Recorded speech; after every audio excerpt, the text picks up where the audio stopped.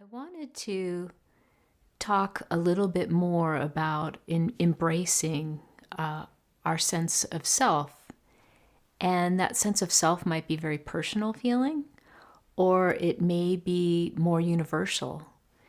But I'd like to invite you to join me in circling back around to this intention that I'm inviting you into, which is to bring forward once again the notion of what it is to come to know more intimately and to embrace the truth of what we find about the nature of ourselves, the nature of yourself, nature of myself, and the nature of what in India they often call the self, and outside of India as well. But it seems like, from my understanding anyway, that there's been much pointing throughout previous centuries toward this notion of self with a capital S, that this whole manifest world, this whole sense of the greater totality, is this self with a capital S. And then we also have our human experience of what we often refer to as the experience of myself with which is sometimes a lowercase s, and or usually. So I wanted to begin on that note, and those of you who are familiar with my teachings remember perhaps that the first teaching that I received from Adya in his teaching role was to just be yourself. And that was his primary pointer that really set the tone to my entire arc and territory of spirituality that's unfolded since I experienced him as a teacher.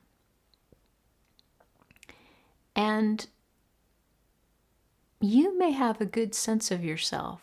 And it does seem that as people live a little bit more of life, as they encounter more and more situations and develop in certain areas and come upon more challenges or more joys, that they have a greater sense of who they are as an individual. And I think that also just happens in terms of maturation as a person moves beyond their young adult years, where they're often more oriented toward their peers, that there is this journey into individuality and discovering your uniqueness and how that presents in your lived inner life, in your personality, in just how you engage living, and in your hookup, just in terms of how you process things or how you approach things like that. And I think that it often goes hand in hand, not always, that the more we rest into ourselves as individuals, as personalities, as unique incarnations, that there can be a greater degree of comfortability. And I think that as that unfolds, there's a kind of foundation that becomes much more rich for spirituality, because a lot of spirituality does seem to be oriented around more and more surrender.